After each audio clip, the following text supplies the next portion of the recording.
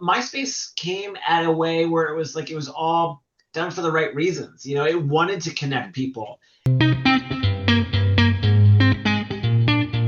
I am very excited today to be chatting with Tommy Avallone, the director of MySpace, uh, the documentary about MySpace. Tommy, thank you so much for the time. I really appreciate it. Oh, no problem. Thanks for having me. This film is so much fun and so like it takes me back. Um, Certainly does. Why did you want to delve into the world of MySpace? Where did the film come from? Well, Van Toffler, who runs Gunpowder and Sky, he used to, run MTV, and Viacom like was trying to buy MySpace back in the day. So he had this great relationship with the people who owned MySpace. So he just stayed in touch with them throughout the years. And when it came to them being ready to tell their story, I was lucky enough to be introduced to Van, and I had a very personal story with MySpace. I was a MySpace user. I was like in my early 20s when that happened, so it was a lot of, the pictures, the top eight, the selfies, and that's actually how I met my wife was on MySpace. So to me, it was more than just Postal Service and Mickey Avalon. I was able to make some real good connections through MySpace. So in a lot of ways, MySpace changed my life. So I was very excited to tell that story. It is one of those things that often doesn't get the credit it's due as being a game changer. I remember For sure. I was in my 20s and I was working with teens at the time. And I remember when MSN broke through, and then there was MySpace was shortly thereafter, and it just sort of opened up everything. How in your mind did MySpace change the landscape of the way we talk to each other? I think it normalized talking to strangers. Mm. For a while there, like I'm old enough to know that like you don't give your personal information out online. You don't tell anyone where you live or all that sort of stuff. And now it's like common practice. So I think before MySpace, I think everyone was like nervous to talk to these people they didn't know. And now a large chunk of my day is talking to people I've never met in real life. So there we are. Well, I mean, here we are doing this now. I mean, this Yeah, is yeah, 20 years on, but here we are having a conversation about this virtually. We've never met in person before. sure.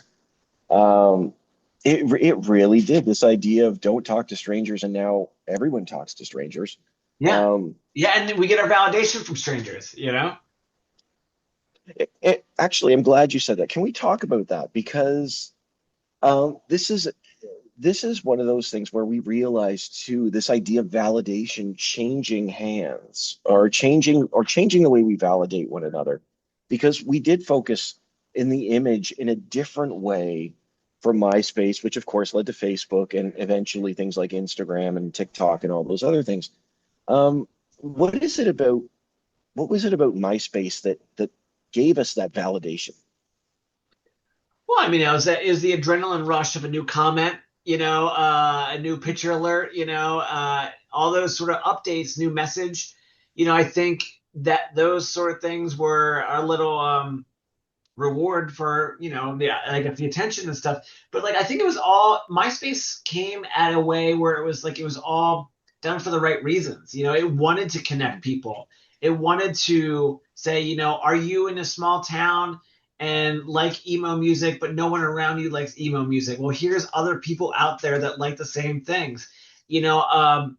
When me and my wife first started talking, we were both had the love for freaks and geeks, and at that time, no one was really talking about freaks and geeks the way we were, So I think, looking back, it started with such pure intentions of just, you know, shared interests, meeting and finding your tribe, finding your people, finding the people that you lead with love into like no one was like, oh, you hate the same things I hate. No, it was like, oh, you're in the dashboard, you're in the postal service, you're in the Mickey Avalon, like, even I remember loving Def Jux at the time. So I'm like reaching out to Cage Kennels or like LP or ASAP Rock. Like you're reaching out, you can talk to these people, which was so unheard of back then or before then. Yeah, yeah, absolutely. I think it's Tila, Tequila. I Yeah. think it's her.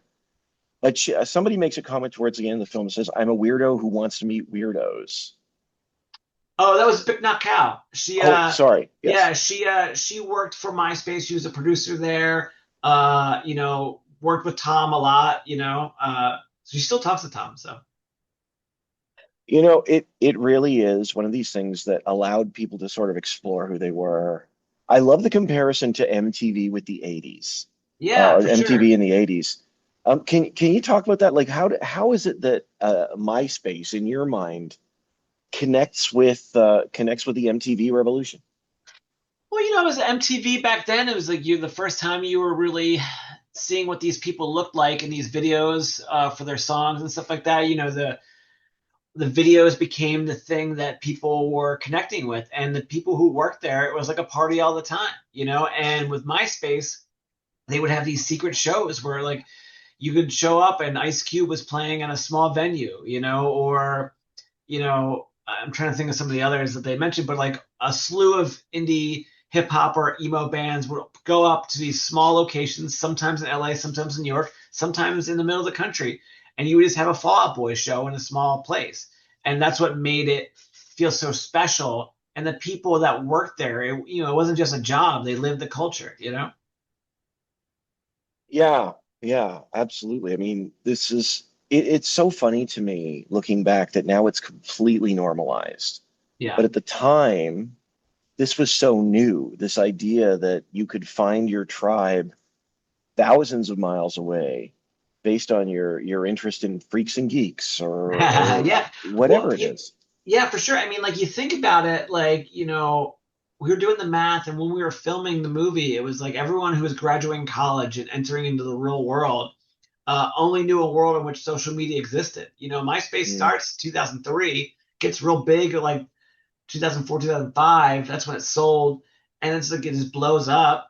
And everyone now who is like coming of age in this time, and like the when I would have found MySpace, only knew a world in which it was already there. MySpace, Facebook, Instagram, it's all there. So it's common practice.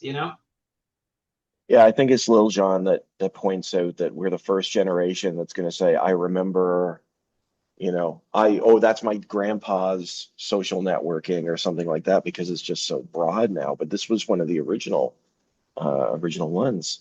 Yeah, one of my favorite parts of the movie is I make a dad joke to Little John. I say, hey, so much of MySpace was about the selfie. Would you say it's about the shots? And he laughs, and it's one of my proudest moments. I wanted to ask you about the concept It's of real because he did a people. song called Shots. Yes, everybody. Yeah. Yeah, yeah.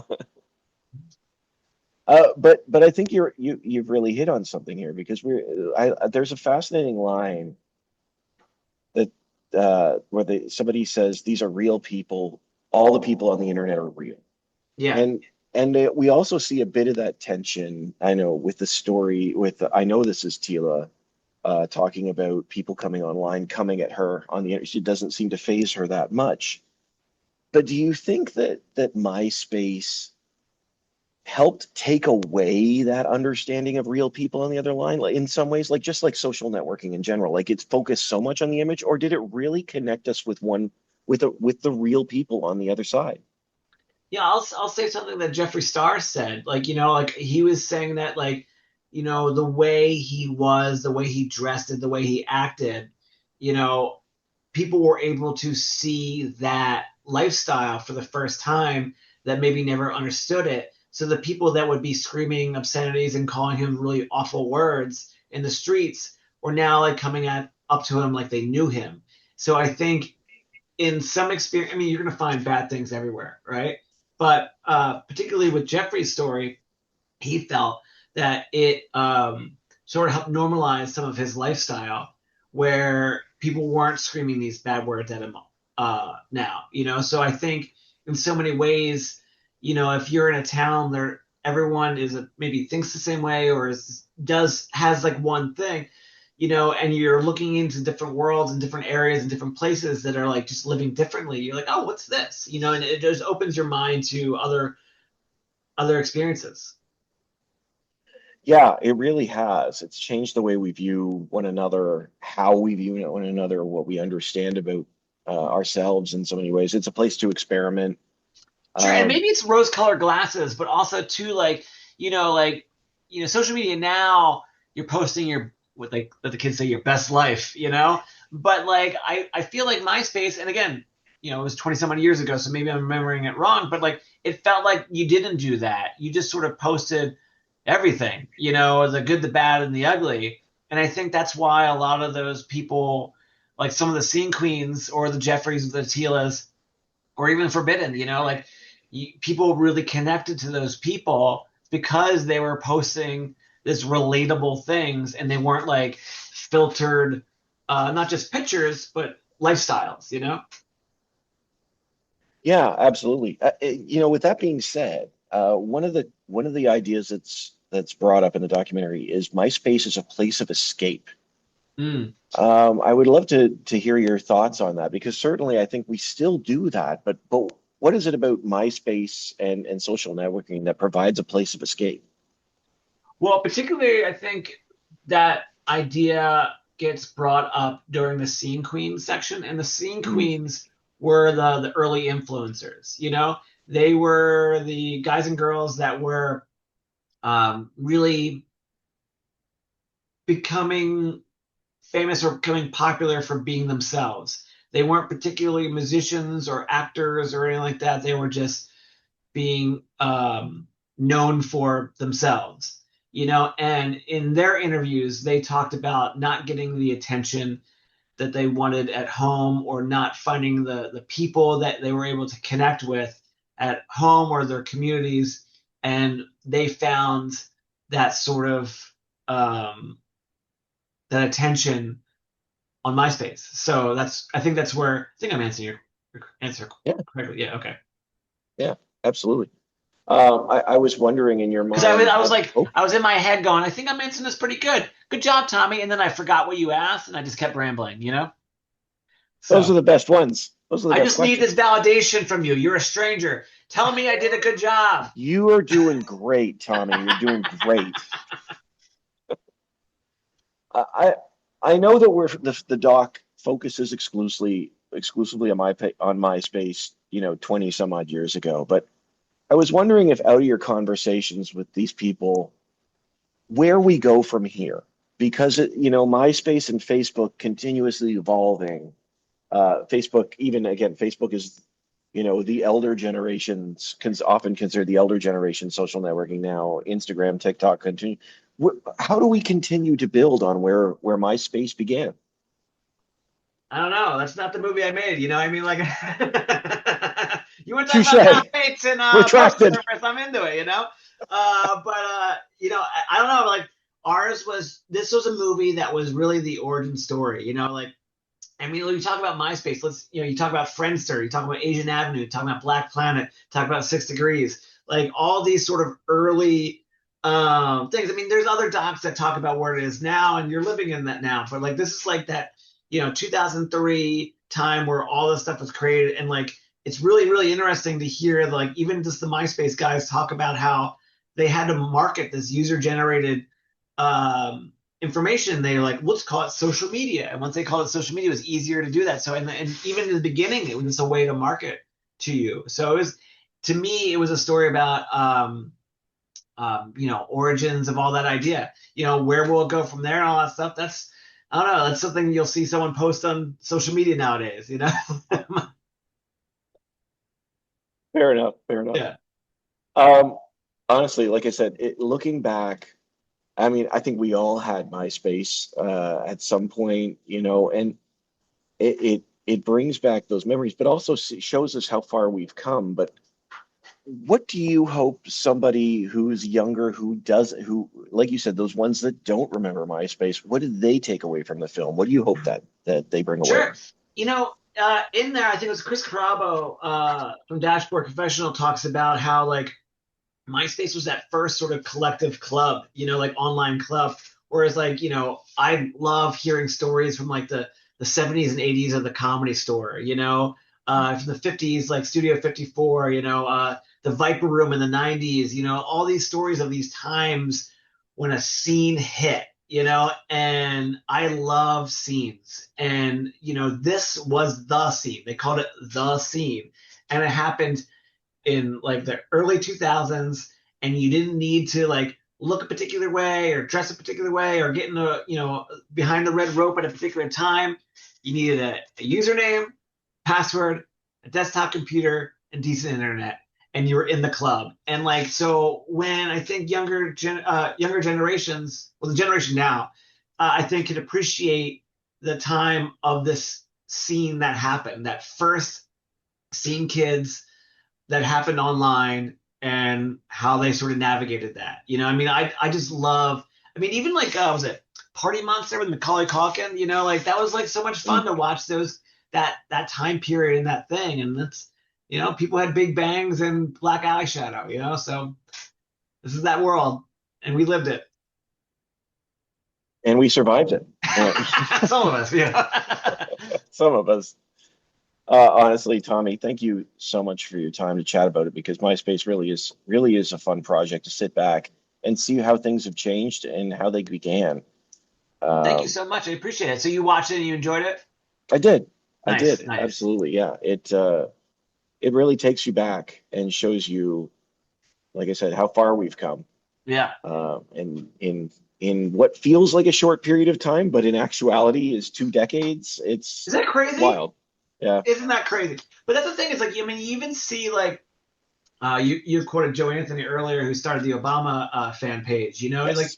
you see all these origins of everything now, and it's like whatever, however you feel about the world, it's like you could say is it better or worse, but like it's definitely you see that DNA and see the ground. I don't know what the groundwork or whatever the original, whatever the word would be of that beginning stages of all of it. Music, actors, comedians, politics. It's just all just navigating it for the first time in with MySpace. Yeah. Yeah. I And we remember have a the cardboard cutout of Tom right there. there he is. Yeah. I remember the Obama administration, their first run, how they really did change the way they were reaching people with the Yeah. vote, and MySpace is one of those ways. Yeah, it was Um, great. yeah, yeah, it had never been touched before, and here we are. So, Yeah. uh, Tommy, thank you so much. I really appreciate your time. MySpace is at Hot Docs. When is the Yeah. premiere? The premiere is this Monday, April 27th, and a second screening April 28th. Hot docs. Fantastic. Honestly, thanks so much for your time, Tommy. I Thank really you. appreciate it. Have a great day. You too, man. Thanks. Okay, bye bye.